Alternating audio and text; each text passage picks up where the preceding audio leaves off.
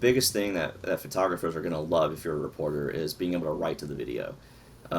Be willing to. I had one reporter that was really great about. She would watch the video and log on the way back to the station. So I had way more time to edit. Welcome to the Next Level Journalist, where you will hear from some of the best journalists in the business or who have been there, done that, and willing to share with you what they've learned so you can get better, faster. My guest today is a former TV photog, editor, creative services, producer. He's no longer in TV, hence former, right? But now he's still producer, or I should say, utilizing those skills and everything he does today as a video producer for an international company. Adam Dotson, thank you so much for making time for this today. Thanks for having me, Kyle. I'm happy to be here. Well, Adam and I have worked together, formerly we still work together in what we do today, right, as video producers, but we were introduced to one another when we worked for WLAX TV in Lexington. Again, I saw Adam go from literally photog to surpassing me in many other areas that includes TV, and I thought it was a no-brainer to bring someone on here who not only has just a vast skill set, but has worked with others. So he's been with reporters, he's been with anchors out in the field, so he can bring a perspective that we haven't had too often on here. So I'm excited to talk with Adam about all things TV, because like I said, he still uses his skills today. Just worked with him last week or week before. So anyway, I'm carrying on. Adam, this was about you, not about me. So you tell us about your TV journey specifically. You know, what got you interested in TV, and just how you kind of, climb the ranks within TV and bring us up to speed to where you are today. Sure. So two things that basically got me into TV. First one would be I was making Hot Pockets. And that's literally like I graduated right when the economy bottomed out back in like 2008, 2009. So there was really no place for me. There were no jobs. So I worked at a Nestle factory making Hot Pockets. So there was that, and then I dropped, or I didn't drop, I actually didn't get into film school. I was trying to get into film school. I was more into I wanted to shoot movies. I wanted to like be a Hollywood director or whatever you want to say, like, Right. more so like a director of photography, I would guess. But, I wanted to go that route. I didn't want to be in news. I took news classes in college, but that was more of like a backup, and man, did that backup pay off. So, um, so I didn't see myself being in TV until, I hit that point of like, okay, I'm not going to be able to move out of state, and I want to do something somewhat local, but I still want to use like a camera or edit. What can I do that can do that? And news was the answer for that. But even then, it was still really hard to get in, even for somebody just trying to get into like an entry level position. So, I reached out to some friends, and I had a few friends that I went to school with that were in already working in local TV. So like I had them kind of keep me posted on different jobs that were coming open. So that's how I got in. Eventually, I had a good friend, put in a good word for me, and then I got my foot in the door, and then the rest was history. So, I've seen some of your other interviews, and networking is definitely key with that. So that's a big no-brainer. Like networking is so key.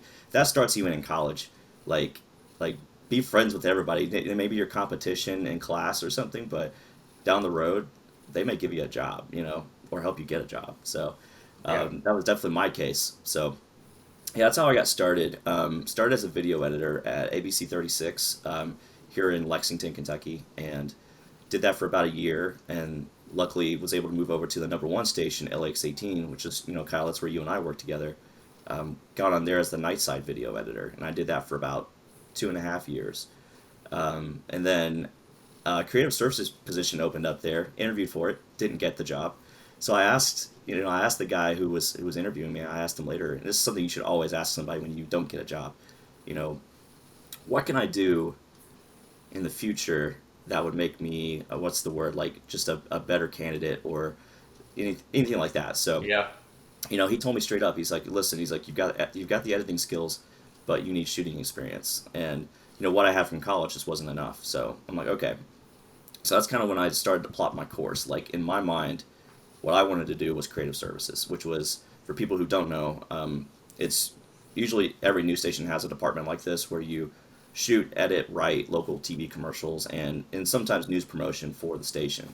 So really fun, creative job that, to me, that was where I wanted to be. That was the end game. So I started working on trying to get to that point. So I talked to the chief photographer at the time and asked him, like, hey, I need to be a photographer. I mean, if you got an open position come up, let me know. I'm willing to do it. So I went from working Mondays through Fridays as an editor. I had to take a weekend position to be a photog. So I was willing to step back, take a worse schedule, but in the long term, I was like, I'm upping my game as I go. So I did that for a couple of years, and then eventually transitioned into news promotion, which then turned into creative services. So finally got to where I wanted to be, and then a few other opportunities came along that made me want to step away from news. Um, so long story short, that's kind of where I'm at now. I work for GE Appliances in Louisville, Kentucky, and doing video, writing, editing. Mostly all these things are like basically like producing. I guess you're not a typical news producer, but like a video producer. So that's what I do now. Shoot appliances. Obviously, you and I've worked together on 2 national ads now, so that's really cool. Yep. So yeah, that's kind of where my journey has taken me so far. I can get into specifics, so just let me know, however That's you want to great. do it. No, So, that's all great stuff. So some of the things that Adam didn't touch on, I mean, well, he did, but they were kind of subliminal messages. So he was always putting in the work in order to get to his next step. One of the things I've always been so impressed with Adam is like when he has downtime, he's not watching cat videos on YouTube. He's watching how to make After Effects animations or something like that on YouTube or another platform. So Adam, talk about how you were always again, developing your skill set and what you do to continue to work at your craft, because I know you still do it today. absolutely. So yeah, that's a great example though. So when I switched from being a photographer to working in news promotion, and actually that job was just offered to me straight up. It was one of those things where the news director came to me. He said, "Hey, we want to create this position for you," which took me aback. It kind of blew That's me away. awesome. Like they don't normally do that. Right. People know like in news stations, you usually have to fight to get whatever position you want. And so I was very fortunate in that. But what had happened was I had done a really great job, me and my reporter, on this investigative piece that just kind of blew everybody away. And that's not trying to be egotistical about it. It was a really good piece. Like we, Yeah. we put in a lot of work, a lot of long hours. It was a sweeps piece. I spent a lot of long nights. I didn't even clock in. I would come in and like edit and do some like special effects to it. Like I didn't know After Effects, so we used this editing program called Velocity, and I basically pushed it to its limit. Like I tried to do every kind of creative thing I could think of, and I used inspiration from anything from TV to movies to video games, things I had seen. Like how do I make this look more like cool and then like glitchy and like try to like really capture the audience's attention. So Hmm. so I did that, caught my news director's attention. He gave me this opportunity in news promotion. Didn't know anything about news promotion. Didn't know anything about After Effects. So my promotions manager, Dave Medley, he was really great about. He knew everything about After Effects, taught me a lot of stuff about it, and then I worked the night shift. He worked the day shift, so we had some overlap. But then on those night hours, I had a little more downtime. But yeah, instead of like watching cat videos or whatever, I was trying to learn After Effects because I was like, I want to be as good, if not better, than Dave. Like I want to get to that point where like I can just create anything I want. So like, for instance, we had a news promo where we had a live truck, a GoPro and a live truck, like driving through town, and I wanted to like instead of having to go and shoot it twice, where it's like driving in the daylight and driving at night, I wanted to physically go and manipulate that video to where it looked like it was at night. So I found an After Effects tutorial, learned how to do it, learned those skills, and like keyframed headlights onto the live truck, made the sky look dark, keyframed all that.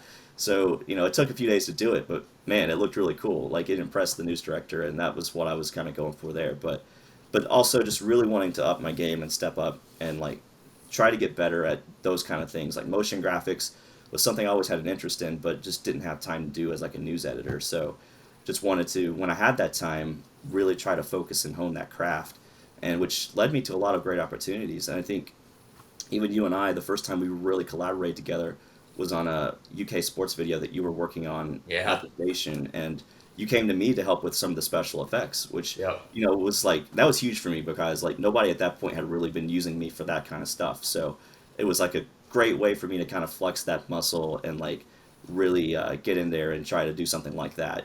So that was really Yeah. fun.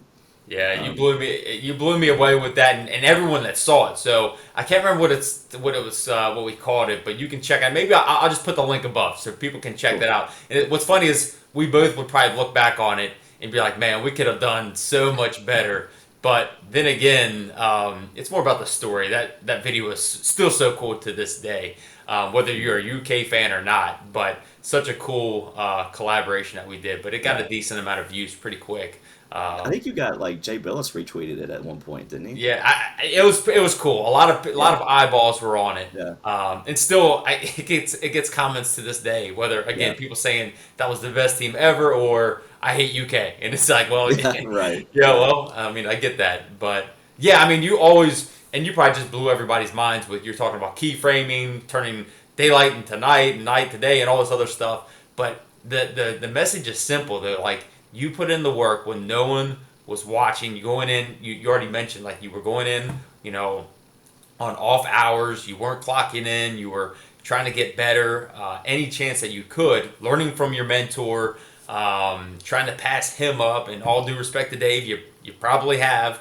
But I mean, you were humble enough to always be learning from somebody. Like, and still to this day, I don't. And just knowing you're the type of person who, even if you have passed up someone like Dave, you would still look at him and say, hey, what can this guy teach me? You are always learning. So hopefully people pick that up. Like this guy, he's again working for a big company now, but he's still always working at his craft because you've done some awesome work. Like again, national commercials. Like I talked about when you and I worked together. That's mostly Adam. I'm just basically there to help him pull these off. So that's unheard of to have national commercials. With the crew that you have, if people could only see, maybe I'll post a picture of our crew just working. There wasn't much of one. It was three of us, right? So Yeah, the skeleton crew for sure. yeah. So so much about we could unpack right there, Adam, with what you talked about. But I want to try to give people a better idea of maybe what it was like for you when you worked in TV alongside of reporters. You just touched about that sweeps piece that really caught everyone's attention. What was that like for you, working with reporters, anchors, telling a story? Give us an idea of what that process is like, and really what separates the good from the great. It's easy to tell who's not so good and who's really good, but how about the good from the great? Yeah, which I never consider myself great by any means. I was still always learning when I was there. I think the best way to describe what you were talked about earlier is I've heard people say this: be a sponge. Yeah. Be a sponge. Try to absorb wherever you're at, whatever position you're doing. Try to absorb the people that you want to be where they are, or even people that are doing different jobs. Try to understand their perspective, and a lot of that comes into play in the car. As a photog, I would always joke that 90% of being a photog is driving. 10% shooting and editing, because you're on the road a lot. At least in our market, you were. Yeah. So a lot of that time was spent connecting with the reporters, like just chit chatting about your lives, like trying to connect with them. And I think that was really helpful because you get to a story, you're able to trust them, and they're able to trust you. They trust you with being able to go out and visually capture what they need and make sure I didn't record on that interview or something like that. They know you're going to get it, and I think that's key. And especially like when you get to a really good relationship with a reporter, you guys can actually they'll come to you to help craft the story. Or even on the way to a story, if let's say it's not breaking news, let's say it's a feature piece or something a little more lighthearted where you're covering an event, you're doing this or that, and you kind of know what you're going to be covering that day. As rare as that could be sometimes. It's always great. My reporter and I say my reporter, the reporter I worked with, they're not Sure. mine, but you get what I mean. The reporter I worked with and I would, we would go into the story and we would try to plan out, like, okay, here's what we're going to try to do. Let's get some great nap pops over here. Let's set up a mic on this person, let them run around. We'll hopefully get some great audio there. And also just be willing to throw all that out the window when you get there, because you may get there and it could be something completely different, or you see the story go in a different direction. That's even better. So be open to that kind of thing. But having that trust in your reporter and your reporter having that trust in you, I think that's key. And I think that goes to an even bigger extent, even in the newsroom and the news station as a whole. That's one thing I wanted to touch on with you is that, coming up as a news editor, as a news photographer, and as creative services, like you have to rely on a lot of people in the news station, and I think a lot of people starting out don't really understand that. And I've seen that happen with a lot of people where they look down on production, or they look down on engineering, or whatever, and they don't think of them as like part of the team. It's almost they're there to like make me look better. So one thing, my advice would be make friends with everybody. Yeah. You never know who you're gonna need. Like, make a great relationship with your graphics art department. Make a great relationship with master control. You know what? Those guys are gonna help roll on your demo reel, on your resume tape when you're out on the coming on the weekends, and having those production guys, help you out. So be friends with those guys. They're really cool, and they're gonna help you out if you're nice to them. They'll probably help you out anyway, but it's just nice, and when you're nice to other people and you work together and show them like, hey, I appreciate you. I think that goes a long way in helping each other and making the news station better. Because it's all one big collective tree, like they're all just branches making the same product. You Hmm. couldn't have a newscast without a studio cam operator. You couldn't have a newscast without the people out in sales going out and selling the commercial breaks. You couldn't have a newscast without that master control operator, being able to sit there and get you out of black. So all those kind of things I think definitely roll in. So like that's the key thing I think, and that's one thing I've always tried to live by, is just try to make friends with everybody you work with, and even the people you don't see that often, because Hmm. I just think it helps make your work environment and just your work itself like even better. Um, but going back more into specifics though, like I think, yeah, that relationship with your reporter, it definitely, between going out in the field, you're going to rely on them. You're going to be in some situations that can be scary, could be kind of sad or rough. You never know what your day's going to end up with. But just having that person to connect with and being able to talk out your feelings. Let's say you're on a really terrible story and you're on the way back and you're just kind of feeling it. Like just kind of feeling down. It's helpful to have that other person you connect with to talk to, and really just kind of, they're going through it with you. So having that relationship with reporters, with anchors, even at the station, like they're going to help you get better at what you do, and plus they're just going to help you out. I think it turns into, I always joke that like going to work for me was like going to hang out, like it's a social club.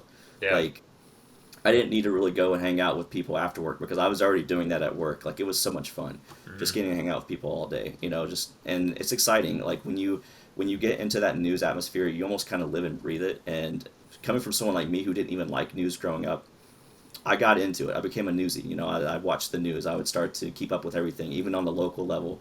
Wanted to know like what so and so was working on, what he was working on, what she's working on. So it just, I'm kind of all over the place, but just those kind of things I think just help kind of make you a better, specifically if you're a news photographer or a photojournalist. I think that helps make you a better photojournalist. And then you get those opportunities to do Nat Packs, where if you don't know what that is, that's when the photographer, usually they get full reign. There's no reporter. You go out, you shoot a story, basically just with interviews and Nat sound, and you try to craft that to make a complete story. And that's the photographer's time to flex and really shine. Hmm. So if you ever get that opportunity, like you got to take it. Like it's so great.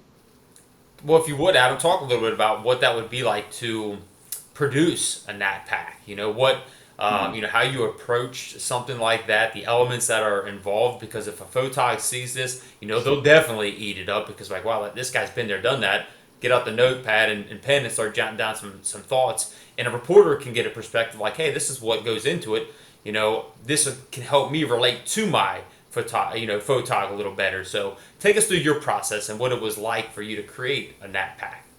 Sure. The first thing is your gear. Your lav mic is your friend in that situation. Hopefully you have a lav mic. If not, still use a stick mic, and that's totally fine. But lav mics are great because when you get to a scene or you get to a story and you're by yourself, usually if you're doing a Nat Pack, try to find that one character, that one person that you want to center your story around. And it may be more than one person, but most cases there's at least going to be one person you're going to want to really like make the focus of the story. Mic them up, get their permission, mic them up, and just let them kind of do their thing. I would even like give them like 5-10 minutes, and then they kind of forget they're wearing the mic, and then they'll start being themselves again, and you just kind of get off into the background and just be willing to move around, be mobile, get off the sticks. That's another great thing that I had to learn. I wanted to stay glued to the tripod all the time. Don't be afraid to get off the sticks and move around and just try to get some really cool shots. Perspective is everything. Get the camera on the floor, get the camera up high. Get really nice close-ups, great wide shots. Just don't be afraid to do something that's a little out of the box. That's stuff that I would look for. Like, see this character, what are they doing?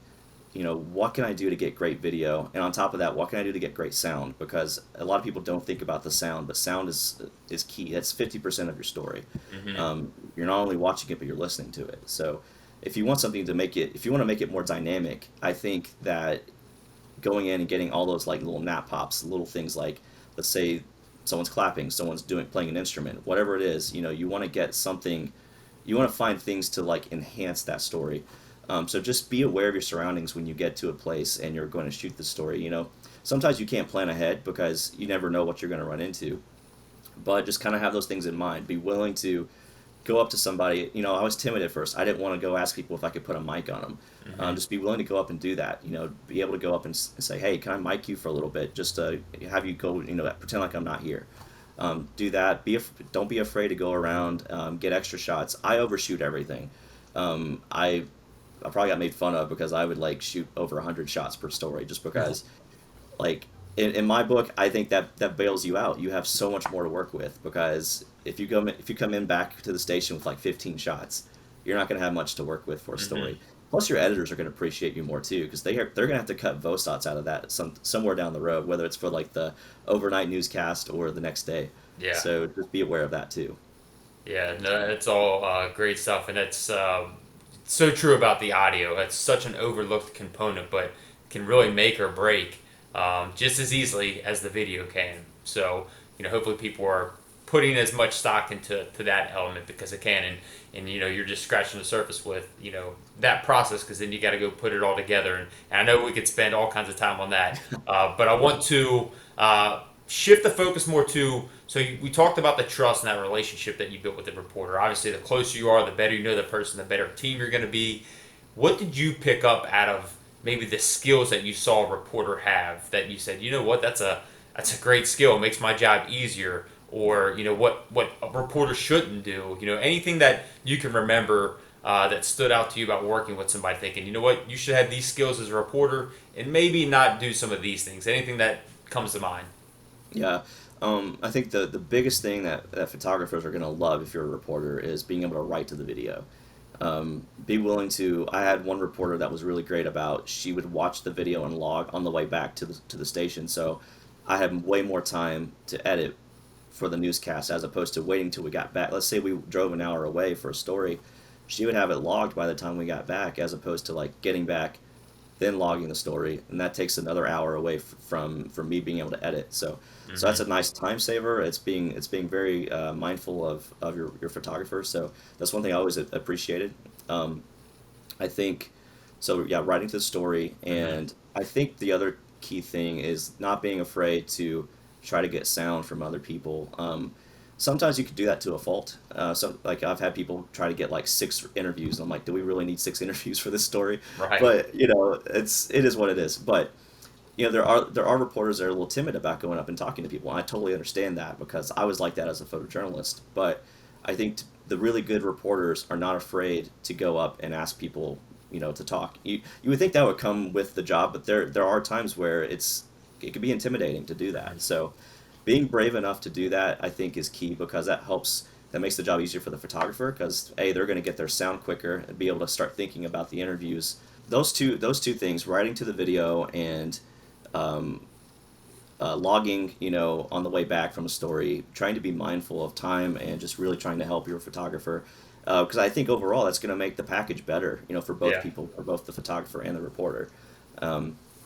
And I think just be open as a reporter, be open to feedback. Sometimes a reporter is going to have a great idea. And likewise, the photographer is the one telling the story visually. The reporter's telling it through words and through their interviews. So I think it's a 50-50 thing. It's not just the reporter's story. It's not just the photographer's story. It's a collaboration. So I think both parties being able to collaborate on that, being able to like, hey, let's focus on this guy, because sometimes I'll come back with a script and I'll look at it and I'm like, this isn't written to anything that I shot. So I'll have to go talk to the reporter and be like, hey, How about we change gears here and let's talk about this guy because this is the video we have. Yeah. So, and that's also important too. Like if you're on a scene and you know that the reporter's going to write a story about something, try to figure out, okay, are you going to be talking about this guy or this guy? Who's it going to be? So I know I'm getting video of that person. Right. So that's one thing the reporter can help with. He like, hey, I'll have a reporter pull me aside and say, hey, make sure you get plenty of video of this guy right here because this is going to be the focal point of my story. Or make sure you get plenty of video of this object because this is going to play a key part in the story. And also, and one thing I've noticed with a lot of reporters is like stand-ups. They want to do stand-ups out in the field, and that's great. Don't be afraid to collaborate with the photographer to make it more creative because I think we've both seen news directors. They want more dynamic, more creative stand-ups out in the field, and the photographer can help you because they can do some stuff that will make it visually interesting as well. Mm-hmm. So it doesn't all have to be on the reporter's shoulders to try to make that stand-up interesting. You guys can collaborate and make it a better thing. So yeah, that's all great stuff, Adam. I want to appreciate or respect. I do appreciate your time, but let's respect your time. I want to let the last one go completely up to you. So, was there anything that you wanted to talk about or touch on before we hop off of here? Whatever's on your mind, your heart about you coming in here thinking, what, I know I'm going to say this. So, is there anything that you want to leave us with? I'll leave you with a funny one. So, for someone like me, I get cranky when I get hungry. So, a really good reporter is going to keep a snack on them for their photographer. Nice. Because you never know where you're going to be out somewhere, and you're not going to be able to grab dinner. Typically, we would pack our lunches and stuff, but sometimes you find yourself out in the field with no food. So whether you're the photographer or the reporter, pack extra snacks, not just for you, but for the other person in the car, because you never know where you're going to be stuck in the car for hours on end. It'll happen to you. It will. Yeah. So. Especially starting out, right? Now, granted that you were in Lexington, but look, I lived in Paducah. I lived in West Texas. There would be rides like 2 hours, away to cover a local game. So that's a great tip, especially for those just breaking in, thinking, you end up in who knows where, Montana or Idaho or West Texas, like I did, and think, boy, there is nowhere around to even eat. So not only take care of yourself, but take care of your partner. That's a good one. That's definitely a first on here. So I appreciate that. Cool. Good stuff, Adam, man. Great seeing you. Great seeing you too, Kyle. Thanks so much. And thank you for checking out this channel. If you found this content beneficial, I'd appreciate it if you hit that like button, hit that subscribe button, and share it with someone you think might find it beneficial as well, because this channel was simply started and created to serve you, to help others grow, to learn how other successful TV journalists do or did it. So take what serves you so you can get better faster and reach your next level.